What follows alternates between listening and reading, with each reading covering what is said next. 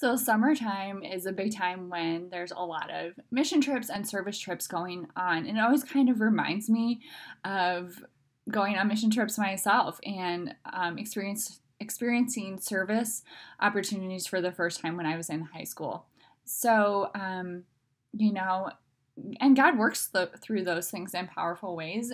And I've learned some incredible lessons through service and being a part of outreach to the poor. And I just want to share some of those thoughts with you today. So, God's plan is always best for us, even if sometimes it requires sacrifice and service and inconvenience.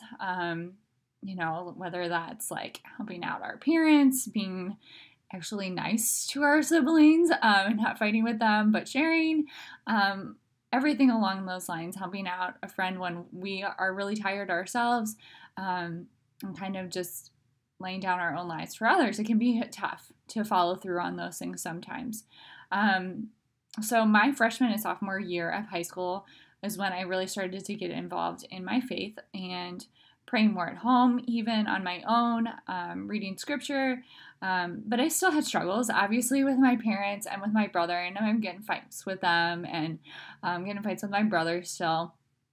Or not see eye to eye with them on everything. And, I would mess up or forget stuff or whatever. And we would get into little tiffs over things, just like families do. And, get in fights with my mom over chores and having to do them and not feeling like making my bed or cleaning my room. And yes, I was the messy sibling. I would get into those arguments and fights with them still. And then I distinctly remember starting to go on mission trips and service trips, like I was talking about, as part of my youth group in high school. And one of the things that we would do are these inner city missions. And it was a weekend outreach that we would go into Baltimore, which is the closest large city to us. And we would go into the city for a weekend, and we would stay typically at a church, sleep there overnight. And then Saturday we would go and we would do service around the city at different organizations and serving the poor and cleaning, and doing all these things. And one of those inner city missions that I went on, I remember I helped to clean a men's shelter for homeless men. And I was like part of the cleaning crew, and we like deep cleaned the kitchen, and it had like years of grime in the oven and the microwave. And it was like an intensive all day thing. And I remember talking with my mom when I got home and like telling her about it and how like cruddy it was, and like getting to clean it and seeing the results of that, and like just how awesome it was to like be able to do that. And I remember my mom saying something along the lines of, well, it's cool that you can do that there, but what about at home?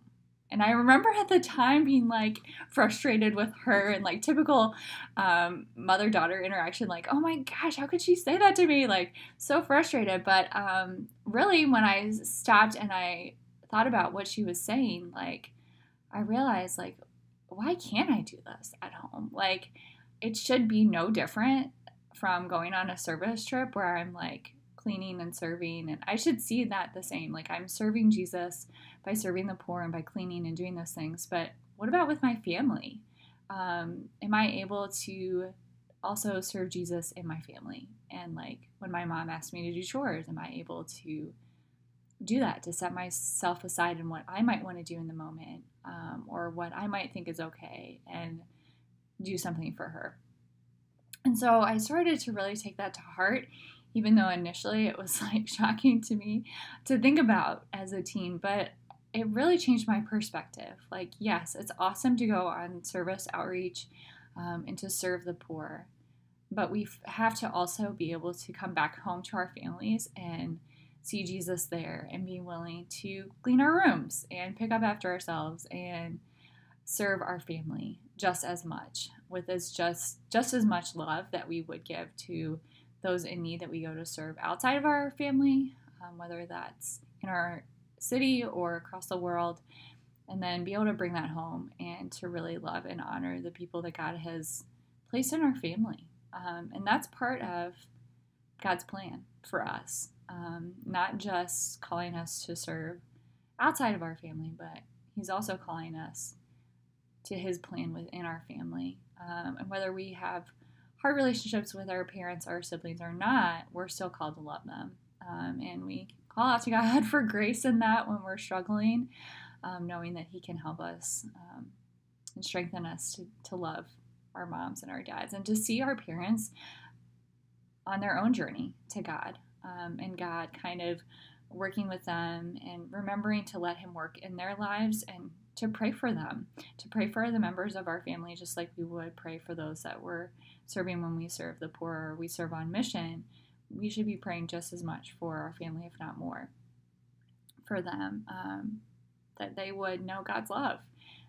And that's, we can be an instrument of that in our own families. So I pray that if you are going on mission this summer, that's awesome. If you're going to go serve, that's phenomenal. That's awesome. God can work so many things in those, the lives of the people that you're going to serve. However, don't forget to bring His love with you back home, and to be willing to clean and do whatever it is that needs to be done for your family. And you can be just as much an instrument of God's love there. And I love Mother Teresa. She's one of my favorite saints. And she always said, love starts at home. You have to, this is your Calcutta, basically. You don't have to go to India to serve.